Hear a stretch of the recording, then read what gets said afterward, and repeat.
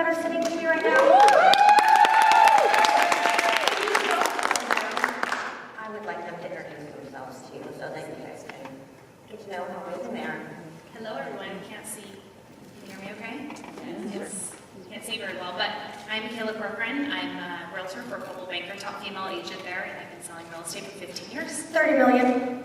Just hit 30 million. Oh! I'm Evie Fatts, and I am a strength and conditioning coach as well as an author. And I have owned Lotus Fit by Design, a coaching facility here in Coeur d'Alene for the last 10 years. I recently sold that business and launched my own brand and worked to get myself out there in a worldwide market and launched a nutrition and fitness and lifestyle coaching company online. I'm Naomi Bouts, and I own Vine and Olive, Eatery and Wine Bar in Riverstone, which just celebrated its 1-year anniversary last week. I run a wine club that has a Wine of the Month club that has 200 members now, and do wine judging for Wine Press Northwest during the year. And just found out on Sunday I'm up for Restaurateur of the Year by Spokane Culinary Guild, which is kind of cool.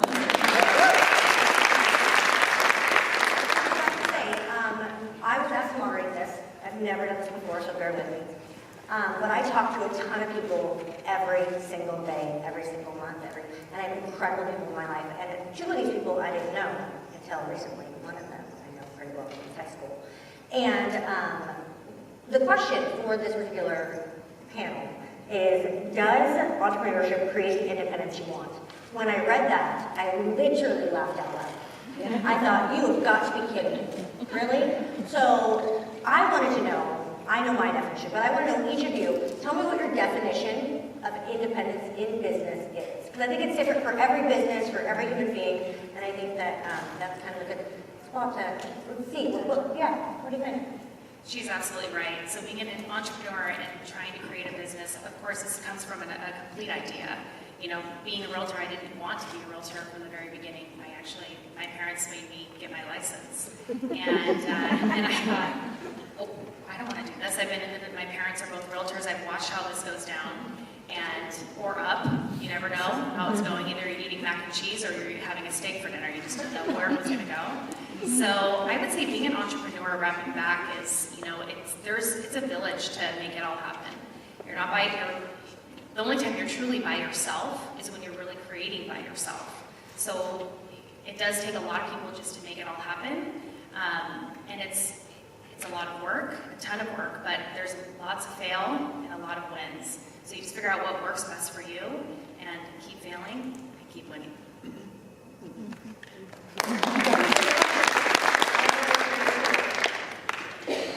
I, like Lacey, laughed when I heard that, when I read that question first too. I was like, independence? Oh goodness. The two things that I view as independence because of being an entrepreneur is that I have the freedom to create whatever I want, whenever I want to create it. And I'm a creator by nature. It's in my soul. It's what I'm on this earth to do. And so the only way that I can continue to grow and put out into the world what I put out in the world is if I was doing it on my own. And then kind of fast forwarding from selling my brick and mortar facility to launching something online. I'm just at a stage of my life where I've run a lot of businesses, I've done a lot of creative, awesome things in this community, and I love to travel. And so the independence of being an entrepreneur and being an entrepreneur online gives me now the flexibility at this chapter of my life to be able to work from wherever I choose to work. So those two factors are the only real independence that I have. But being an entrepreneur or a business owner, you can't do it on your own. So you actually are relying on others much more than if you were just an employee somewhere, where you don't really need to rely on anybody else. You go in, you get your work done, and you leave. But when you're creating, it takes a whole team and a village of people to help bring it all out there into the world.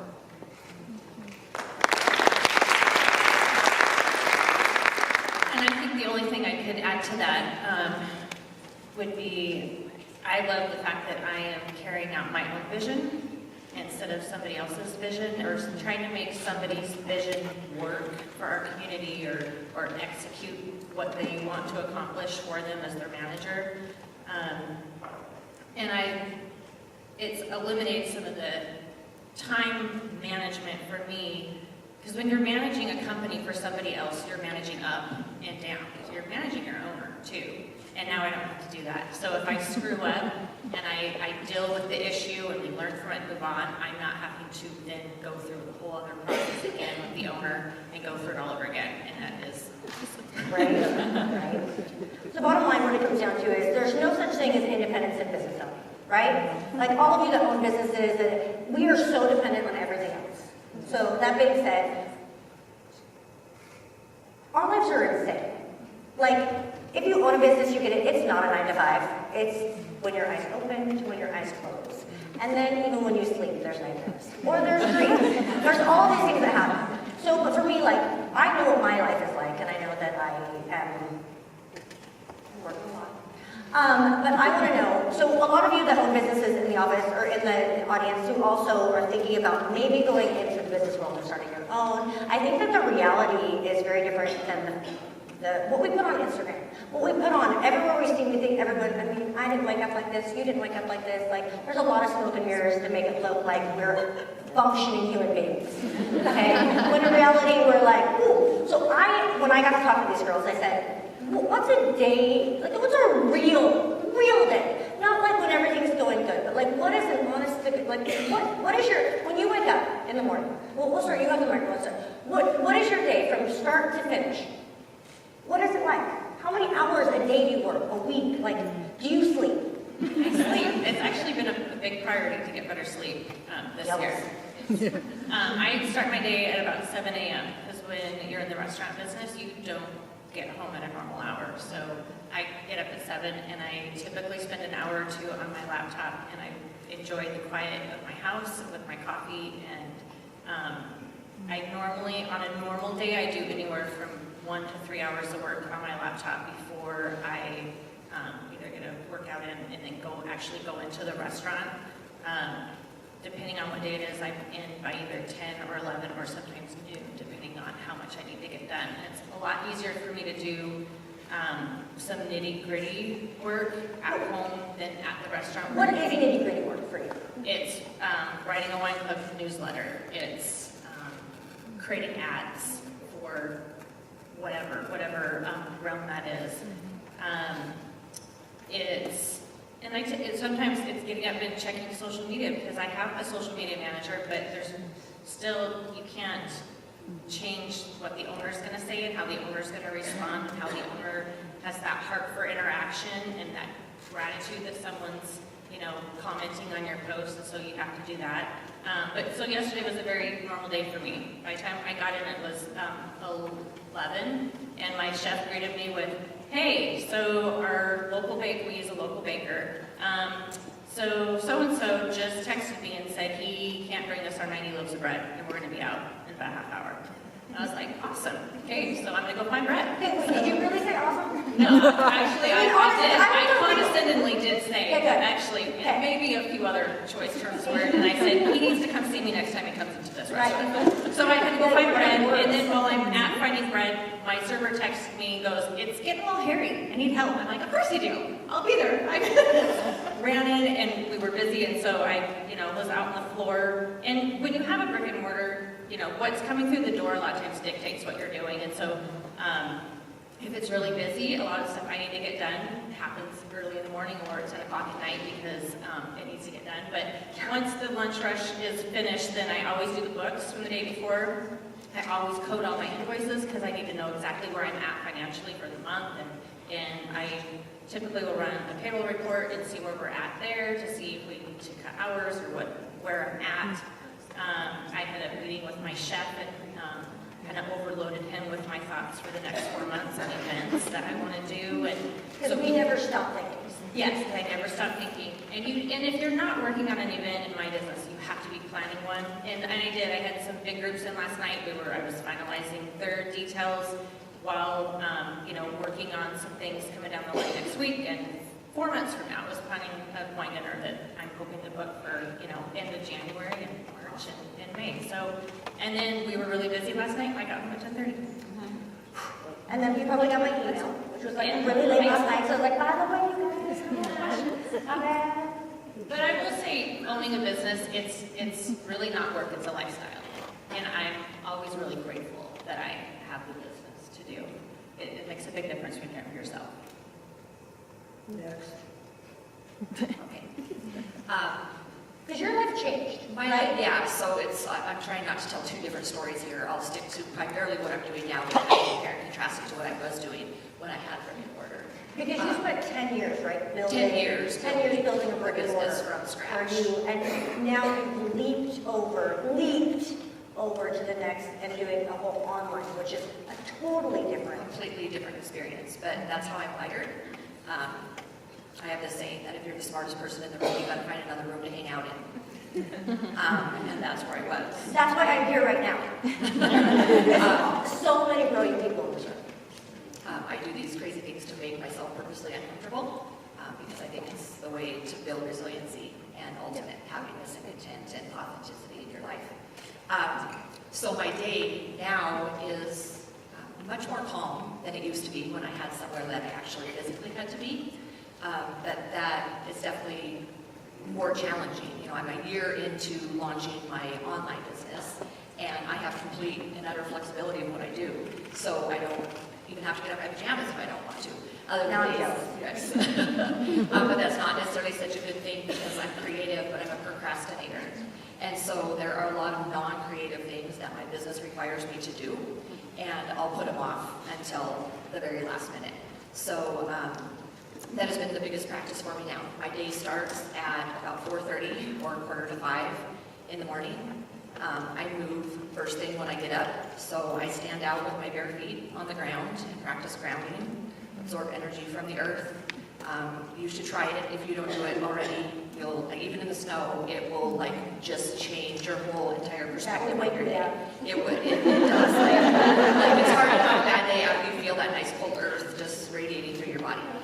So I do that and I move, and then I answer emails before I get my daughter up. I have a 6th grade daughter, so I get her up at 6:30 and spend time with her. No phone in hand, no work involved. Get her to school at 8 o'clock, and then I train for an hour or two, and then I come back and sit at my desk. My most creative times, we're rhythmic creatures, right? And so I'm very in tune with my circadian rhythm and my creative rhythm during the day. And so I've perfected. I don't know what that is.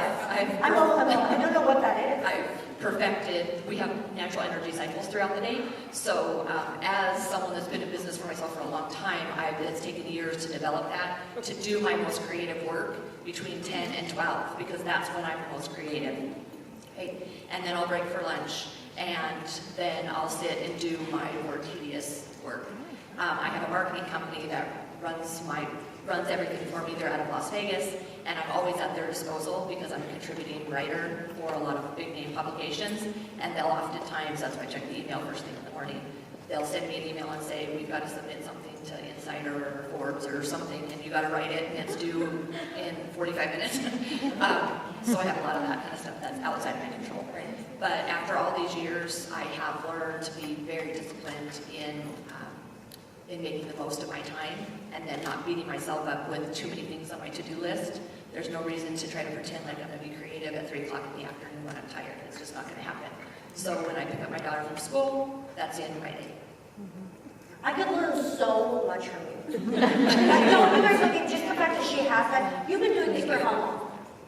Oh, well, I've been in the fitness industry and health industry and really more lifestyle coaching for 12 years, and I've just ran my own business for 10. But I studied with some of the most highly respected, knowledgeable coaches on the face of the I just planet. need you to write this guy's the learner. And I need that. I want her schedule. Well, I feel like, you have children too? Kids? Yeah. How many? 2. And you have one? One.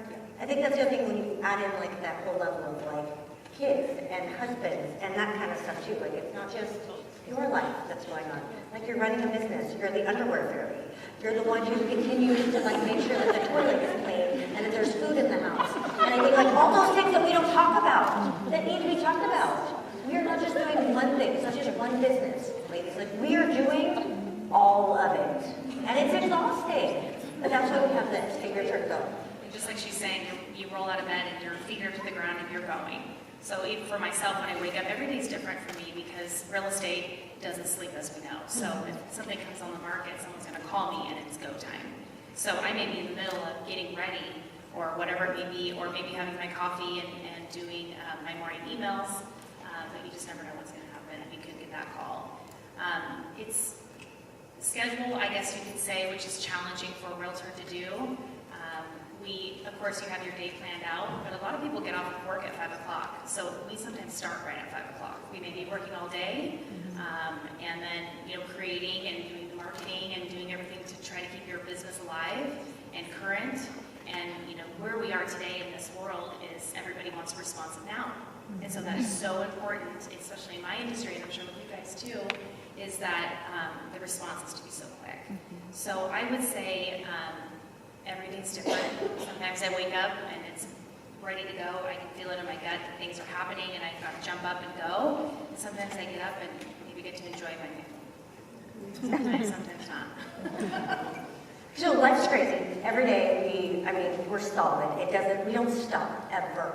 Now, a lot of you know recently I had a crash in my computer, things like that happen. What happens? I hit that point where I was like, I'm done, I quit, I don't want to do this anymore. And then I had to figure out that I wasn't done. Now, I know that what I go through, and I know what I need to do to pick myself out of that.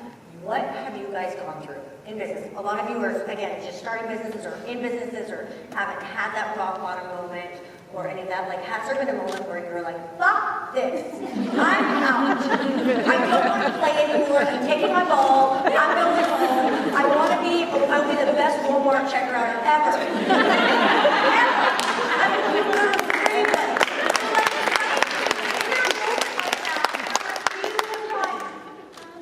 Which month, right? Right?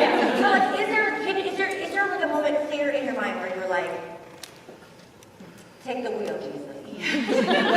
Sometimes, yeah. I think, and I'm sure we all go through this too, but there's times that you go, gosh, is there anything else I'd like to do? So you have that challenging day, you have that day that just takes you down. And you're like, did I do anything wrong? What did I do? What was your moment? My main moment? A real moment. Authenticity. Yeah. Do you guys remember the crash, real estate crash? I'm sure you do. And that was let's just go boo for that, right? That was good laughing for that one. So I went through that crash. Of course, a lot of us did. When I say myself, we all did. We all did financially. We all did everything that was happening to us. So at that time, I really thought, what else do I like to do? This was it. I almost lost my home. I had to sell everything I had. I had $200 in my account. It's a little emotional. Give me chills, girl. I'm multiplying. So it was tough. It was not fun. But look at you now, 30 million. Show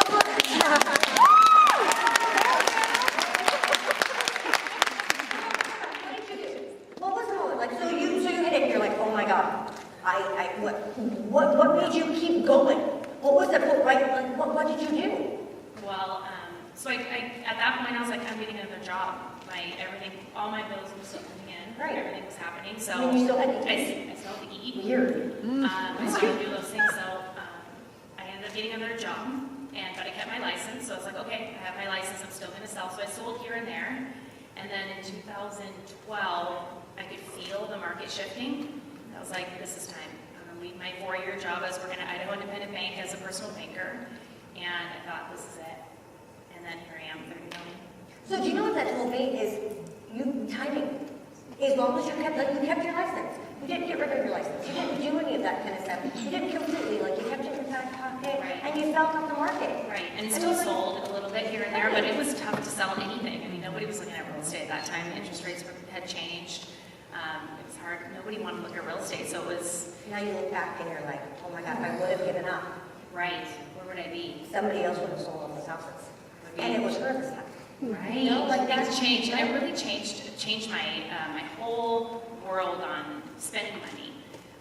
Because when I when that market was so great in 2004 and 5, you know, money was coming in so fast, it was going out so fast too. I was only 21 years old.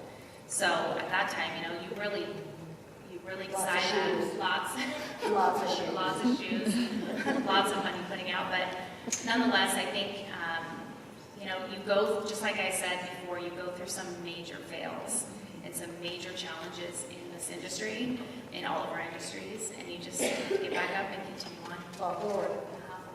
Fall forward. Okay, tell me, in this business with you, with everything that you've gone through, in this business with you, with everything that you've gone through, and you know what I mean, and you've witnessed so many people in your industry, you know, Paul, I'm sure too, but like, is there that moment where you're like, I don't want to train, people are not receptive, or is there, Yeah, because nobody really cares about their health anymore. right? That's just. I can Instagram it So, yeah, it would be a lot easier for me to just go, you know what, I'm healthy, I'm gonna live disease-free, most likely, right, for a really long time. Nobody else wants to do it, not my problem. Really, that's the negative side of it. Right. But it's in me to help people live their most fullest, authentic life, and they can't do that without taking care of their body. That's just a fact. And so it's that in the back of my mind that keeps me going every day. But as far as wanting to throw in the towel, yeah, I want to throw in the towel usually about 3 days a week right now. Because it's a new process. Yeah, it's very humbling. Without sounding arrogant, like I'm highly knowledgeable. I'm well respected in this You're a community. badass. I trained the county SWAT team for 5 years. Like I know my stuff. And then How do you prove that? that mattered in my brick and mortar. Everybody knew that, right? And so it was really comfortable for me to be there because no one's going to question me. Everybody knows that I know what I'm doing. But now all of a sudden, I just ebfats.com, eat, move, live. It's like, well, who's this chick? She's just like someone else that's now like in her late 40s, right? That's going to train people. It's like that's not even close to what I do. And so social media is how I'm building my business, a big portion of it, but it's also really, really hard because I got in this practice of like I would wake up, pull out my phone, like flip open my Instagram, oh my God, 10 less people like me today. It was like, I didn't think about that, how pathetic, right? It was like 10 people dropped off my Instagram account. I did that. But it's really easy to do, and I was like, who are you? Like, I really, like I'm worried about my self-worth based on what people on social media think. It's humbling. And having to go out there now in a worldwide audience and tell my story and prove who I am. My arrogance, I would say, like, I don't have to prove anything to you, but it's like, yes, you do, because this is the business you want to build, and you have a lot of lives you could change. You just have to do it every single day and be relentless about it. So I have to show up, I record videos, I'm out there speaking, I'm doing things every single day, even though I can't see an immediate reward from it. Where in brick and mortar, I knew I was helping people because they were talking to me every day, and that just doesn't happen right now. And so that's a big I'm so challenge. excited to see your journey. Yeah, it's I'm gonna so be good. excited. I know, like Weight Watchers is gonna be like, sorry that Yeah. I wasn't born. So for you, in the restaurant, I mean, that's a hard business. Like, It is. I Googled last night, how many restaurants are in Coeur d'Alene? It didn't even give me a number, it just laughed at me. But there's not, how, what are those, like, when you have these moments where like it's hard and everything's going on, you see all the people around you and trying, you know, like, what?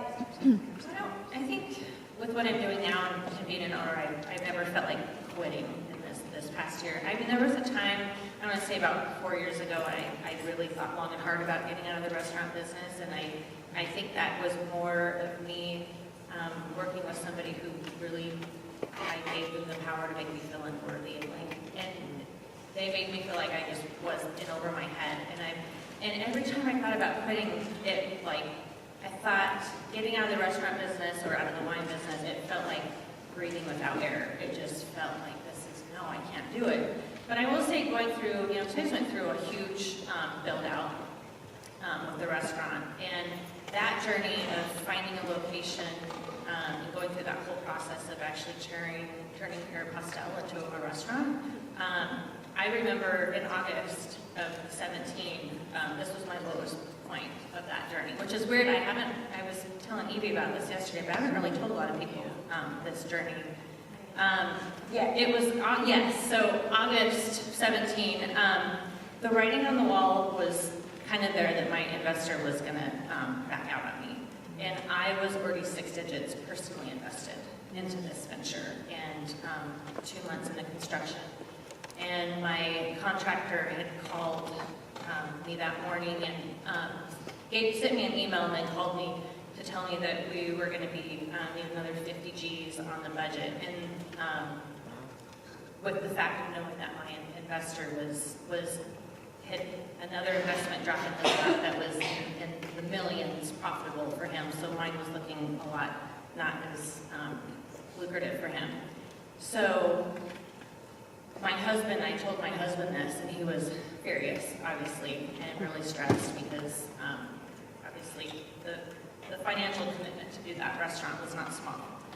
So he was furious, and with knowing I basically need to find several $100,000, it was like, I would have never been on board if I had known this is where we were going to be right now.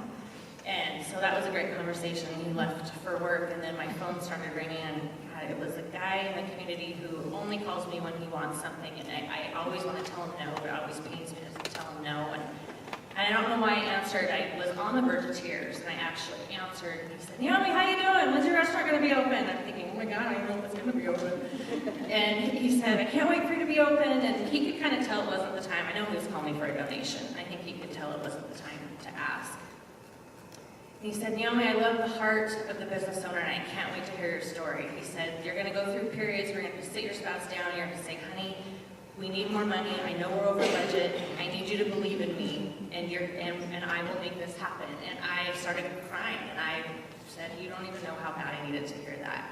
And so I literally had to scramble and go and find only financing when I was already halfway through my build out. Ended up getting an SBA, but it was not without lots of gray hair and 4 a.m. wake-ups thinking I was going to throw up. But I knew I could do it. I knew, even though, and I had to convince other people I could do it, but I knew I could. So that was the lowest point in the process, though. But a year later, Yeah. now you look back, and if you could talk to that girl, would you have suck it up? You got Yes, this, I would have said, know your power. right? Yes. And it's hard. If it were easy, everybody would do it. And being a business owner is not for everybody. It's really not. Like I said the other day, I'm unemployable. Is what it comes down to. I just can't. But I love to lead a team. You guys are so good at this. I'm sure some people come to you and want your advice. And they come to you and they want you to impart with them wisdom. We have a few moments left. And what I want is like, I drop, don't really drop it, except I'm not allowed to drop it because it's expensive. So, but like, figuratively, might drop on the audience. What is like a tiny bit of words of wisdom for them that you would give to anybody who's in a business right now, who's running a business, or is thinking about running a business, or has anything? What would you tell them right now? Well, I think if you find something that you're really passionate about, then going into business for yourself really becomes more natural, because if you're really passionate and honestly love what you're doing. I mean, I come in, even if I'm working 70 hours that week, I come in and I'm just grateful to be there. And I have a smile on my face, and I'm so thankful for even the suck and to clean toilets. It's awesome. So I think if you can find your passion, I really wish I turned 40 this year, and I wish I had realized my power last year. And I feel like all of us, there's more in you to achieve than what you've already achieved. And that's been my mantra right now. There's more inside me than what I've achieved. And that's what I'm focusing on this year, is just getting out of your comfort zone and forcing yourself to grow. So proud of you.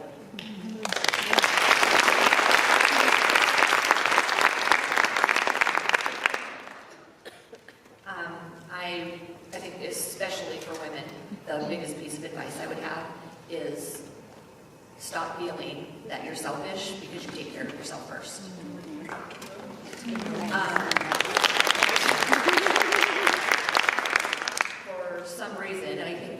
like my God-given gift is I'm kind of selfish. And people that know me well, they get it because I don't apologize for taking care of me because I'm not really taking